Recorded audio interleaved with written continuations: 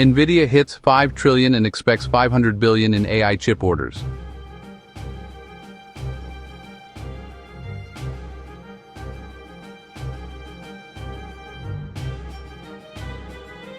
Today we're witnessing a moment in market history. Nvidia has become the first ever company to reach a $5 trillion market capitalization. Not Apple, not Microsoft. Nvidia. And the reason behind this massive leap? The company just revealed it expects to receive over $500 billion in orders for AI chips. That number is almost unbelievable. But it tells us something deeper. It tells us where the future of computing, artificial intelligence, and digital infrastructure is headed. In this video, we're breaking it all down. How Nvidia got here, what this $500 billion figure really means, who's ordering all these chips, and where things could go right or wrong. Nvidia's origin story and the path to 5 trillion. Let's rewind. Nvidia was founded back in 1993 by Jensen Huang, Chris Malachowski, and Curtis Preem. Originally, they were focused on graphics cards for video games. That's where the famous GeForce brand came from. But Nvidia's real breakout began in the 2010s when they pivoted into parallel computing and AI. They launched CUDA, a programming platform that let developers use their GPUs for more than just games. This move allowed Nvidia to ride the early wave of machine learning and deep learning, long before the current AI boom. Over the years, Nvidia built new architectures like Volta, Ampere, and Hopper. Each generation was faster, more efficient, and better suited for training AI models. But the biggest leap came recently with Blackwell. This chip is designed for generative AI, real-time inference, and massive model training. It's the kind of hardware you need to power tools like ChatGPT, autonomous vehicles, AI simulations, and much more.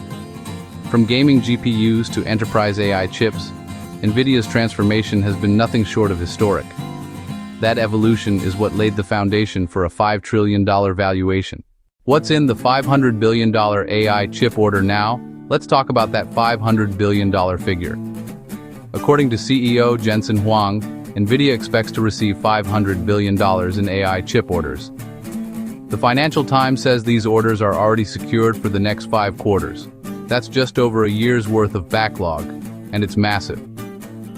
Other analyst sources suggest this figure may stretch into calendar years 2025 and 2026. Most of it includes orders for Nvidia's Blackwell and upcoming Rubin chips. To give you some perspective, most semiconductor companies don't even have 12-month visibility into future orders. Nvidia has a year or more of booked or expected business, with $500 billion in the pipeline. This kind of demand isn't just a forecast. It's a signal of how urgently the world's largest tech companies are scaling their AI infrastructure. Who's buying these chips? So who's behind these $500 billion in orders? It's not just one company. It's a group of tech giants building the future of AI. Amazon is ordering huge volumes to power AWS cloud services and their custom AI model training platforms.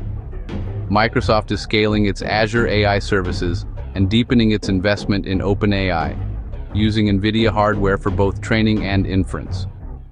Google is building massive data centers to support Gemini and other AI models. While Google has its own TPUs, it still buys Nvidia chips at scale. Meta is investing billions in custom LLM infrastructure and still relies on Nvidia for key parts of the build. Even Tesla, which is developing its own Dojo chip, still uses Nvidia GPUs in many of its AI systems. And then there's the government side. US and allied defense departments, research agencies, and sovereign cloud projects are investing heavily in Nvidia-powered infrastructure. Add it all up, and it's easy to see how $500 billion in chip orders suddenly makes sense. What makes Nvidia's chips so dominant? Let's get into why Nvidia is winning. First, performance. The H100 and the newer B100 Blackwell chips are built for AI at scale. They're measured not just by clock speed, but by how many trillions of operations they can process per second. These chips are optimized for training large models and running them in production. Second, software. Nvidia's CUDA ecosystem is a major competitive advantage. Developers build tools and AI models that run best on Nvidia hardware. That means even if you have a fast chip, if it's not compatible with CUDA, you lose a lot of performance and flexibility. Third, ecosystem. Most machine learning frameworks like TensorFlow and PyTorch are optimized for Nvidia hardware. So are thousands of AI research tools, libraries, and platforms. And finally, Nvidia has built an entire stack. Chips, systems, software, and now even cloud-based AI services like DGX Cloud. They're not just selling chips, they're selling AI infrastructure. The competitive landscape. Of course, Nvidia's dominance doesn't go unchallenged. The competition is heating up. AMD has its MI300X chips, which are starting to compete on performance and price. Intel is pushing hard with its Gaudi 3 AI accelerator. Google has its TPUs. Amazon is building custom Trainium and Inferentia chips. Meta has its own silicon roadmap. And in China, companies like Byren and Alibaba's T-Head are developing domestic alternatives due to export restrictions. So what keeps Nvidia ahead? It's not just hardware, it's the full ecosystem, from software to tools to cloud platforms. It's hard to break into that kind of lead, especially when every major AI company is already bought in. That said, no lead is forever. If rivals can improve performance, lower costs, or open up new developer platforms, they could slowly chip away at Nvidia's market share. Macro tailwinds and strategic risks. There are big picture forces helping Nvidia right now. Global AI spending is projected to exceed $1.4 trillion by the end of the decade. AI models are getting larger, smarter, and more compute-hungry. Nvidia sits right at the intersection of that growth. But there are risks. Nvidia is highly reliant on TSMC in Taiwan for chip production.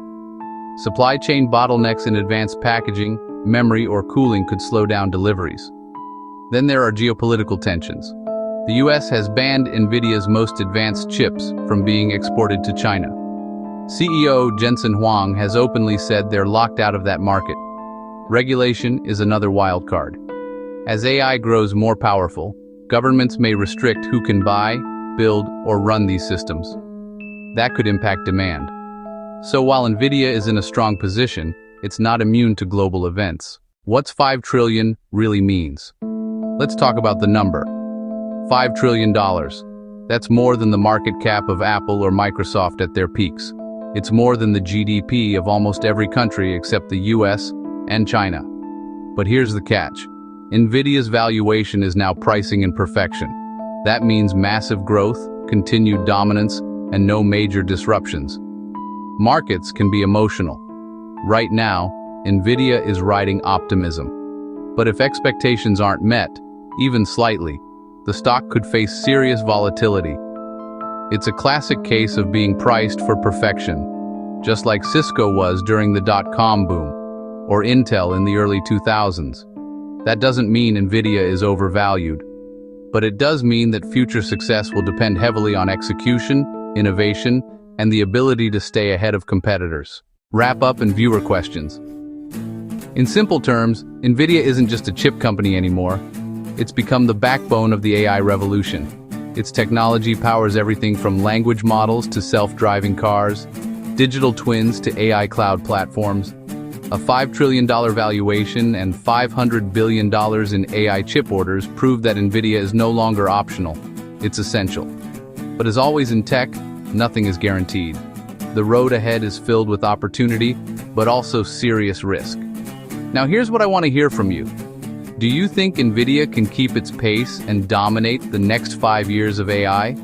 Or are we starting to hit peak hype in the AI market? Let me know in the comments. And if you found this deep dive helpful, don't forget to like, subscribe, and share it with someone who needs to understand what's really happening in tech today.